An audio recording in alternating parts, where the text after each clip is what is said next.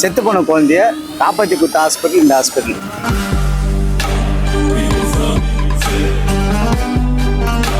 எனக்கு ஒரு ஆக்சிடென்ட் ஆயிடுச்சு. அப்போ இந்த கண் பார்வை நான் இழந்துட்டேன். ஒரு மருத்துவ உதவி கூட எதுவும் செய்ய முடியுது இல்லை. முதலமைச்சர் காப்பீட்டு திட்டத்து மூலிமா ஏதோ உதவி மருத்துவ உதவி செய்யறதா இருந்தாலும்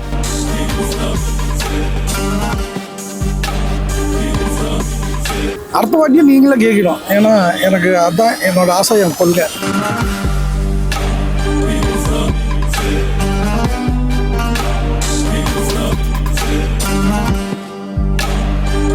இப்போ இந்த ஓமந்தூரார் ஹாஸ்பிட்டலோட ஸ்பெஷலைசேஷன் என்னன்னு உங்களுக்கு தெரியுமா?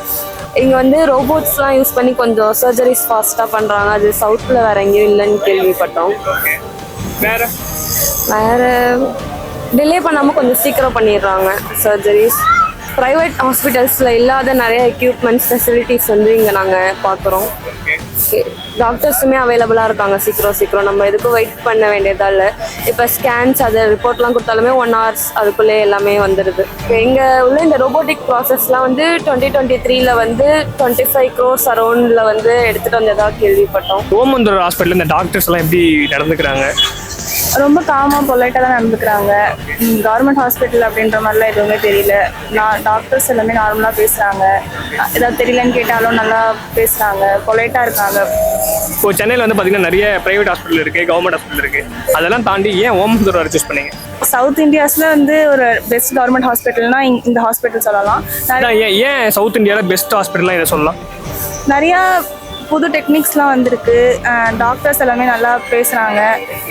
கவர்மெண்ட் ஹாஸ்பிட்டல் மாதிரி ட்ரீட் பண்ண மாட்டாங்க. நார்மலாக எப்படி கவர்மெண்ட் ஹாஸ்பிட்டல் இருக்குமோ அந்த மாதிரி இல்லாமல் இங்கே கொஞ்சம் ரொம்ப க்ளீன் அண்ட் நீட்டாக, ரொம்ப டிசிப்ளினாக நல்லா இருக்குது. இங்கே வந்து காட்டிட்டு போனாலுமே அந்த பேஷண்ட் நல்லா க்யூர் ஆகி ரெக்கவர் ஆகி இருக்காங்க அப்படின்னு நிறைய கேள்விப்பட்டிருக்கேன். அதனால இங்கே வந்து அட்மிட் பண்ணியிருக்காங்க. 2023 வந்து இந்த ஹாஸ்பிட்டலில் மட்டும்தான் ரோபோட்டிக்ஸ் அறுவை சிகிச்சை வந்துச்சு.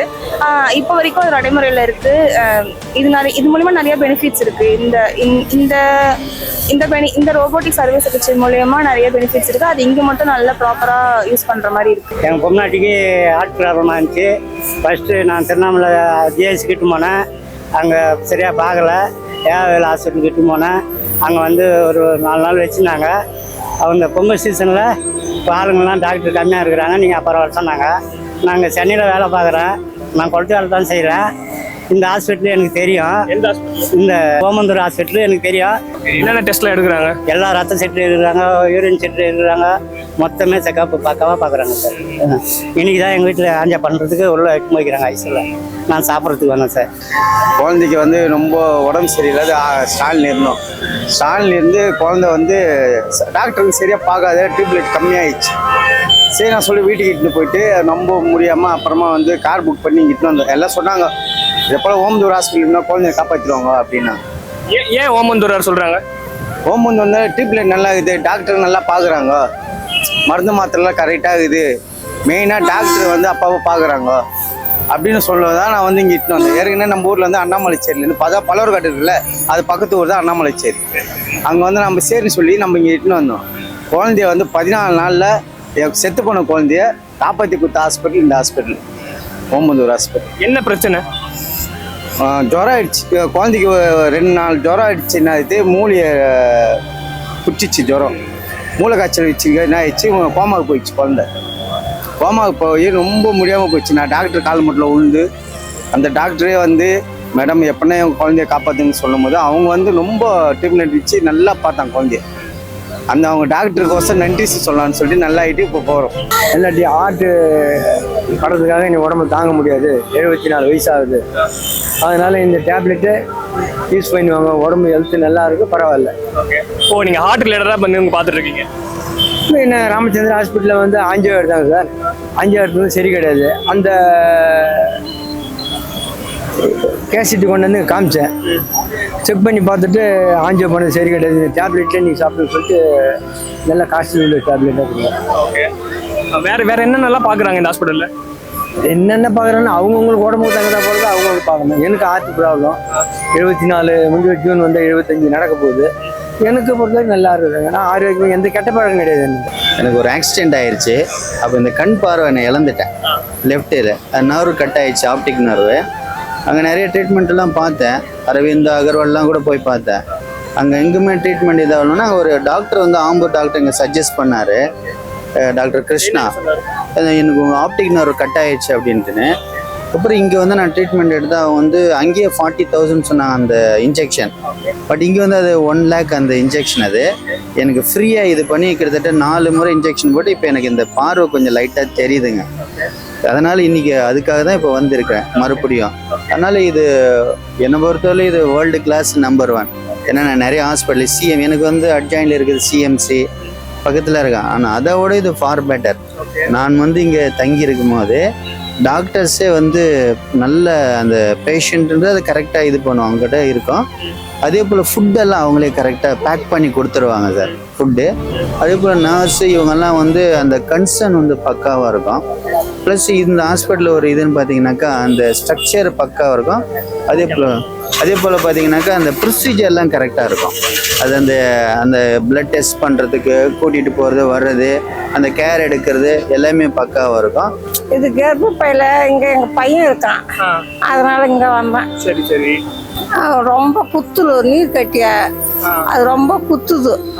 அப்புறம் தனியார்கிட்ட சேர்த்தான், 7 லட்சம் கேட்டாங்க. அங்கே கொடுக்க முடியாதுன்னு ஒரே நாள் இருந்து 5000 வாங்கிக்கிறேன். இங்க ஒரு டாக்டர் எழுதி கொடுத்தாரு. இங்க எப்படி பாக்குறாங்க? இங்க எல்லாம் பாக்குறாங்க, இன்னும் கொஞ்ச நாள் ஆகுது. நல்லா கவனிக்கிறாங்க, நல்லா பாக்குறாங்க. மருந்து மாத்திரை மருந்துலாம் நல்லா கொடுக்குறாங்க. ஒய்ஃப் கன்சீவாக சொல்ல ஃபஸ்ட்டு ஒரு ஸ்கேன் ஆப்ஷன் சொன்னேன், இங்கே எடுத்துகிட்டு வந்தாங்க. அதுக்கு முன்னாடி அது இல்லை. என் பொண்ணை தான் ஃபஸ்ட்டு இங்கே அந்த ஸ்கேன் எடுத்தது என் பொண்ணை வச்சு தான் ஃபஸ்ட்டு எடுத்தாங்க. ஸோ அதெல்லாம் நல்ல விஷயம்தான், இல்லைன்னு சொல்ல.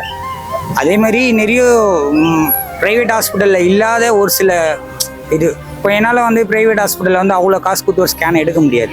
அதை வந்து இங்கே வந்து கம்மி காசில் வந்து எடுக்கிறதுக்கான ஒரு நிறைய ஃப்ரீலாம் எதுவும் இருக்காது ப்ரோ. எல்லாத்துக்குமே காசு இருக்கும். ரொம்ப எப்படி சொல்கிறது, ரொம்ப காசு இருக்காது. ஒரு ஏழை மக்களால் வந்து அது ஈஸியாக எடுக்க முடியும். நல்லா பார்க்குறாங்க. கொஞ்சம் என்ன பிரச்சனை உங்களுக்கு? ஆட்டில் தான் மாத்திரை சாப்பிட அடுப்பு இருக்குது, அது கொஞ்சம் மாத்திரை வாங்கி சாப்பிட கொஞ்சம் செம்மாராக நோவு இல்லாத இருக்குது. அதுக்கு இங்கே ஏன் வரீங்க? ஓமந்தூரார் ஹாஸ்பிட்டல் ஏன் சூஸ் பண்ணுறீங்க? அவங்க நல்லா கவனிக்கிறாங்கட்டு தான். நல்லா பார்த்துருக்காங்க, டேப்லெட் கூட கொஞ்சம் பெட்டராக இருக்குது, பெயின் இல்லாமல் நல்லா தூங்குறாங்க. அதுக்காக தான் எங்களுக்கு. ஸ்கேன்ஸ் எல்லாம் எப்படி இருக்கு? நல்லாவே இருக்கு. டாக்டர்லாம் எப்படி பேசுறாங்க? மருந்து மாத்திரலாம் இருக்கா? அதெல்லாம் நல்லாவே இருக்கு. அதெல்லாம் நல்லா கிடைக்குது. நல்லா கிடைக்குது. சாப்பாடுலாம் நாங்கள் வீட்டில் தானே சாப்பிட்றோம், நல்லா தான் சாப்பிட்றோம்.